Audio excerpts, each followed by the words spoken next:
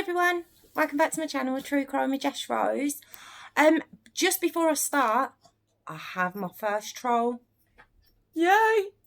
Sad as it is, recognition's recognition. I did ask for comments, not the ones I was expecting. Wasn't expecting it to get quite so personal, but I'll take it. I'm really sorry if the camera's shaking. My cat, she's trying to attack the camera. The dog's trying to attack the cat. So hopefully they'll calm down now. Right. Like I say, yeah, to my troll, thank you. You're my first one. Top fan troll badge to you. Well done. Now this story is from Britain's Darkest Taboos. I haven't done one of these in a while. Now, this one, it was one of the first ones on that show that I watched. And I will warn you, it's very, very upsetting. It is a really, really sad story. And because the lady on it, basically it's called My Husband Murdered My Children. Says it in the title, doesn't it? But the lady who tells her story, her name's June Thompson.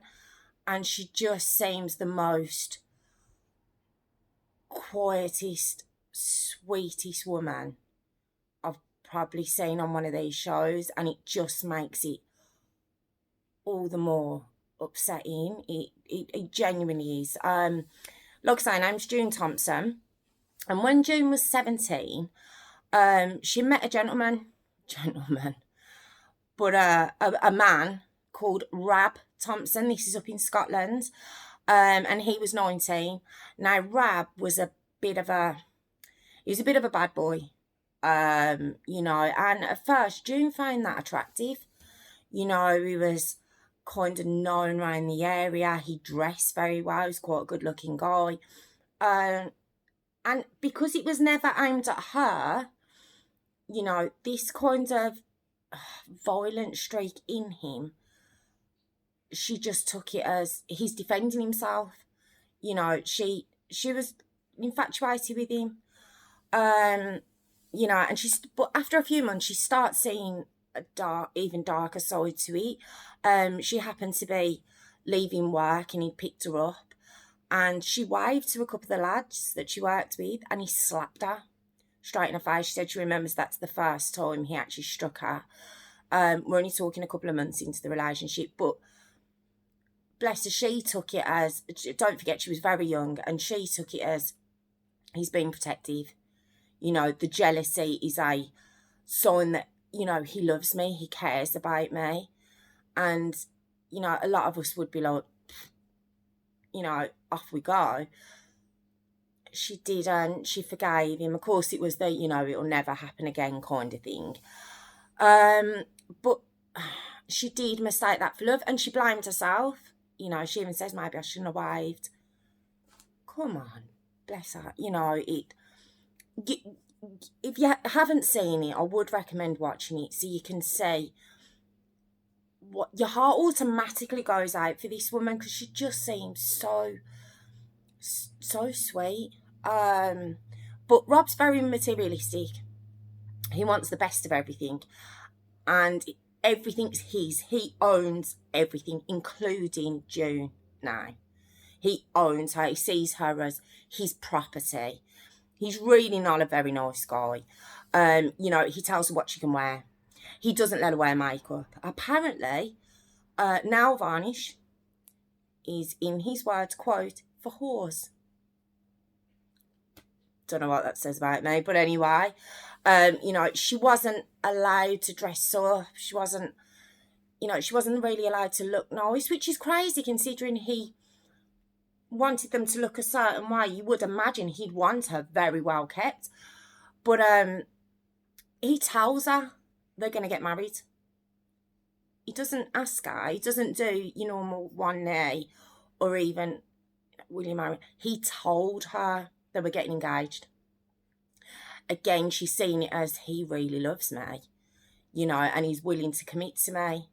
She had very low self-esteem, June did, and she took this as someone fully protecting her, You know, she's seen it the other way. And in 1981, they get married. And what he does, he actually moves them. He moves their home, still in Scotland. I think they moved to Fife, but very far away from her friends and her family. Her sister tried to call her once. He picked up the phone. He said, "Don't ever call her again." He completely alienated her from everyone she knows. She had nobody. Now in 1982, June gets married. Sorry, they got married in 1982. June gets pregnant, and you know he had started hitting her from the first slap. You know that had continued, the controlling side of him, the violent side of him. You know it was escalating. But she thought when she got pregnant, it might bring a softer side to him, and you know you do hear on these shows that it does the exact opposite. You know when there's already violence or there's a hint that there could be violence, it increases when a girl gets pregnant. No one particularly knows why. You know, it's something that happens, you know, whether they get jealous, you know, that your time's not 100% for them. I'm not sure, but it increases with the pregnancy, and it does with June. And he actually beats her so bad while she's pregnant, he ends by pushing her down the stairs. Now, no, obviously, she has the baby, and the baby's called Michelle. Now, Michelle is born with severe learning difficulties, which June always thinks back to being pushed down the stairs. She, you know, there's no proof to say one way or the other if it was the cause, but you know, she always feels guilty that it could have been down to that. And Michelle needs round the clock care. You know, it's very severe. You do see pictures of her. She's very cute. You know, but Rab is embarrassed by Michelle. This is completely not in his makeup to have something that's not perfect. You know, and he's embarrassed by her. You know, and from that, the violence escalates. Now, this continues. They go on to have 2 more boys. And with each pregnancy, with each child, June hopes it'll get better. She keeps trying. You know, what gets him mad, she tries to resolve as quick as possible.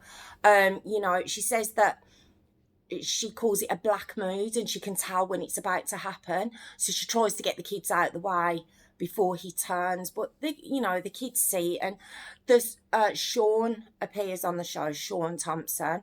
He's her eldest boy, so he's 2 years after Michelle. And he says, you know, his dad was very much it's my way or no way kind of person. You know, he didn't keep his hands to himself. He also, you know, as the boys were getting older, you know, became handy with them as well. But, you know, that's so Sean discusses. Now, there is another boy. He's named Ross.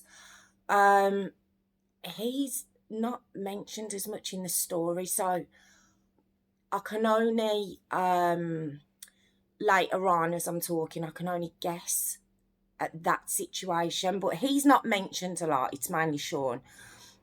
Now, Rab, during this marriage, he belittles June as well. It's, you know, it's not just physical abuse, it's emotional. You know, when they've got friends round, he'll make her look stupid. He'll tell her to shut up if she's trying to hold a conversation. She can only talk when he talks to her.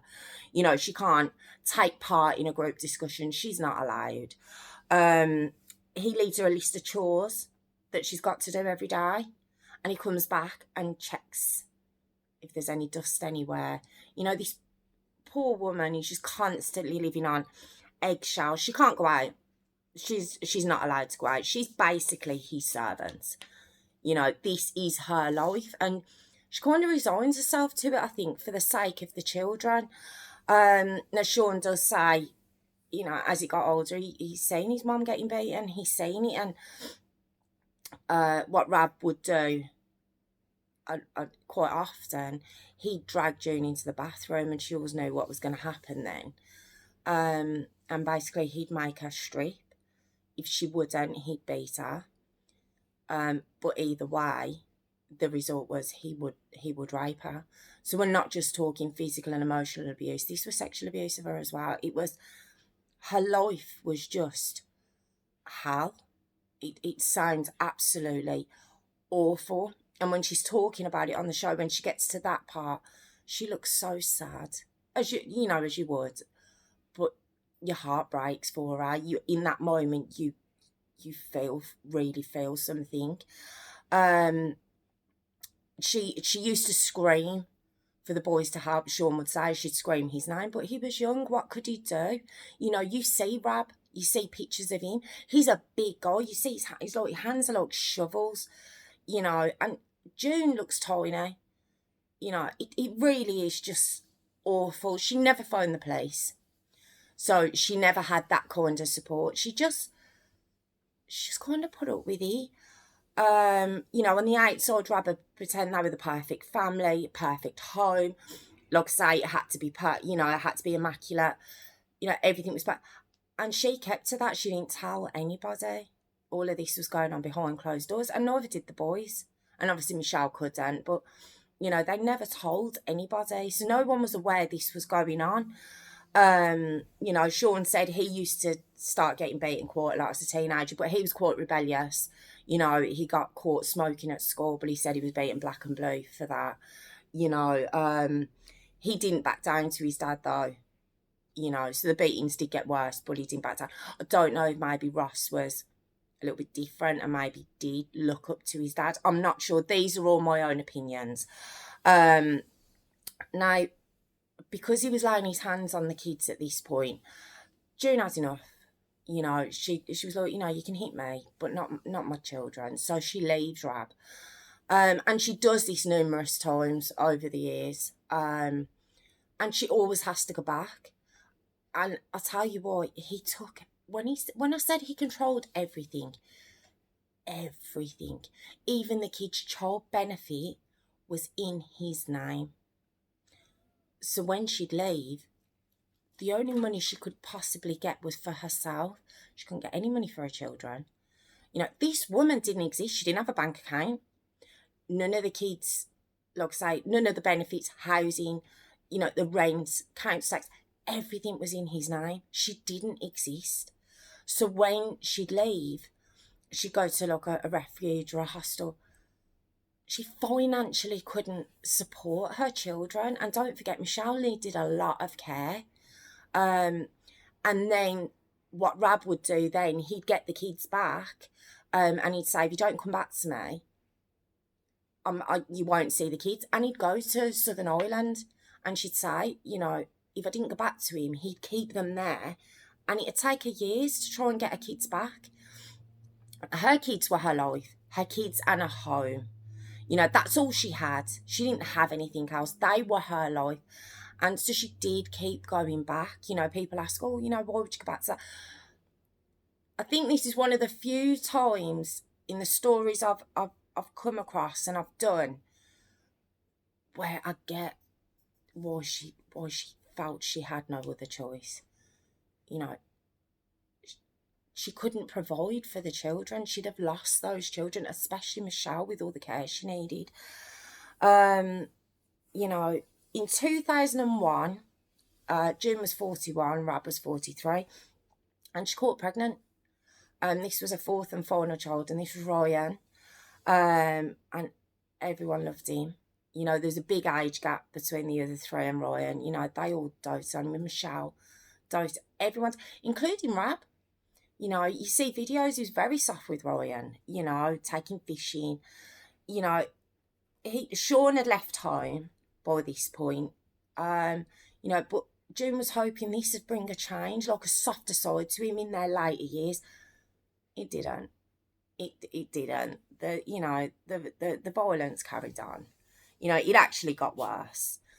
And in 2008, when Ryan was 7, and Michelle was 25, I believe they still had Ross living with them. Like I said, it's snippets about him. June had enough. After 27 years, she finally said no more. and she goes for divorce. I mean, she starts divorce proceedings. She actually, and what brought it about is Michelle had carers coming in a lot throughout the day. Like I say, she needed 24-hour care. And he was that rude. That's what I mean. In his home, everyone did what he said, including these carers, apparently.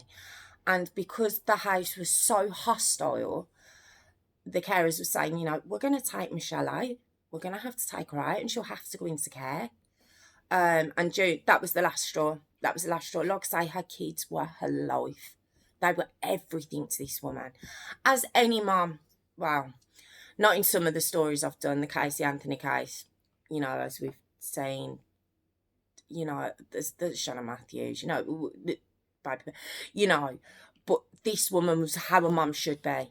And they meant everything to her, absolutely everything to her. And there's no way Michelle was going into a home. So she takes Michelle and Ryan. This is what I mean about Ross. I think Ross might have stayed with his dad. So she takes Michelle and Ryan. But Rab, of course, contests custody because they're his property. He's not letting her go with these kids. Now, just before the court case, Rab visits June in their new home. And he says something quite chilling. He says, how will you feel when you're all alone? Now, she says on the show, she took it that he thought he was going to get custody of these two children, Michelle and Ryan. That's what she took it as.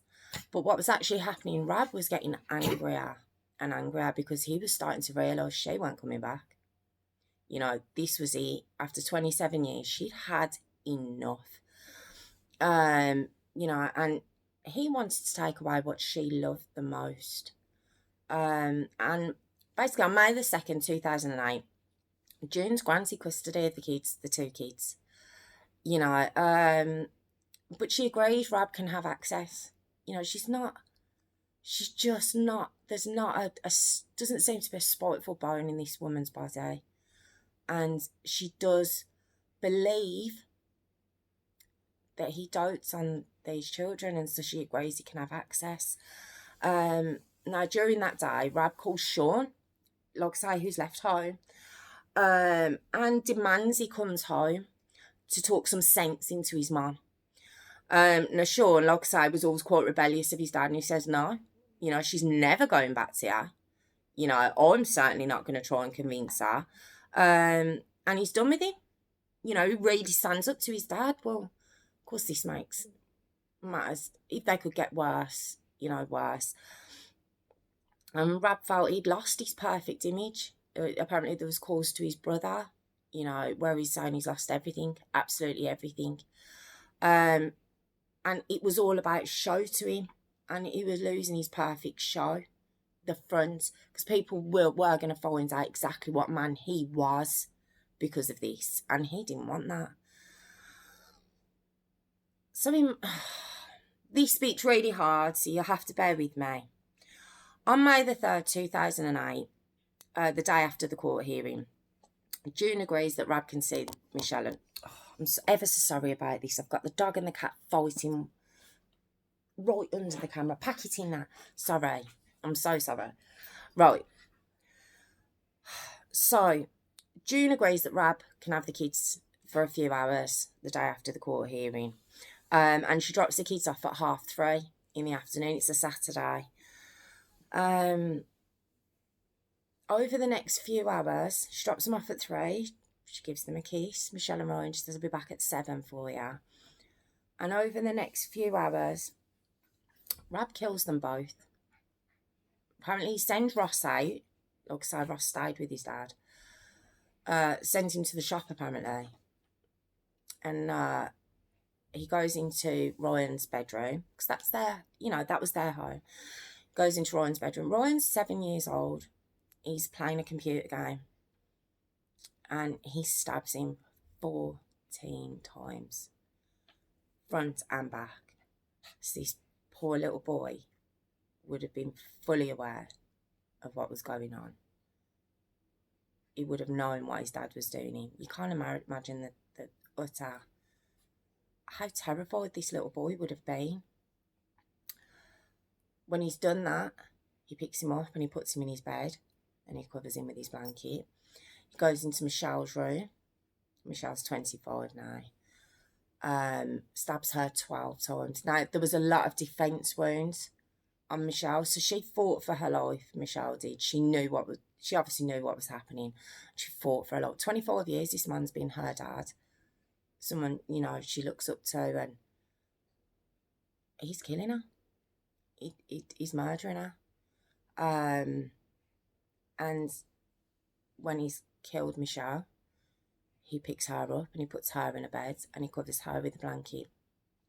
Then he goes into his room, takes a couple of tablets, superficial slash wounds to his wrists, and lies down and pretends to be dead.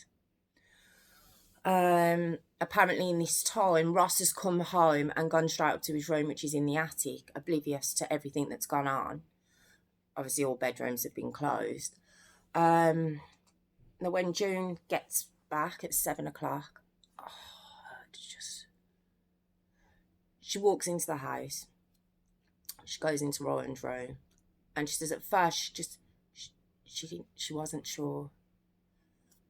She pulls open the blanket. She runs into Michelle's room, and in Michelle's room, because Michelle had put up such a fight, there was blood everywhere, all over Teddy's, and her bed, her walls. This is what she's walked into. She then goes into Rab's room. Obviously, she's looking for him. She's screaming, and he's lying there pretending to be dead. She phones the police. At this point, Ross comes running down the stairs like, "Mum, what's the matter with you?" He realises what's happened. Not a lot more said about him. So these are only snippets I've heard. I don't know any more details. They're all guesswork with what the part he plays in this. Not with the murders, obviously. I just mean I don't know what happened to him after that. But June's phoned the police. Obviously, an ambulance comes as well. Everything comes. And when Rab's being carried out on a stretcher, she's being held back from him. He smiles at her. He doesn't even smirks at her. He smirks at her, as if to say, "I've took away everything you love now." They were his children. He apparently died.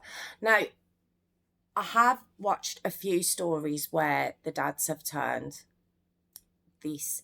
I can't say this is one of the worst because they're all disgusting and, so unbelievable. It's hard to comprehend. But, it's said, I heard a quote, it wasn't said on this show, but I have heard a quote that although these dads love their children, they hate their partner, wife, girlfriend more for daring to leave. So that hatred overtakes any love they had for that child or children. And it's so hard to get your head round. And it is such an upsetting part of the show. She's just completely tortured, this woman is. It really is. It's a very sad, it's a very, very...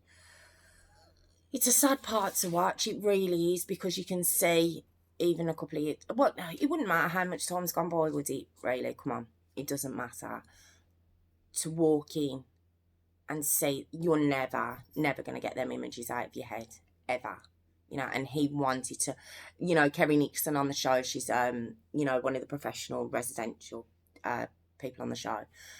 She said he did that because he wanted to prolong that pain just a little bit longer. When she walked into that room, she would have known something was wrong. He wanted to prolong it just that little bit more for when she pulled the blanket back. It's just when Rab, because like I say, these injuries were superficial. The rage he showed when stabbing his children. This wasn't one stab wound. This was 26 in total between the two.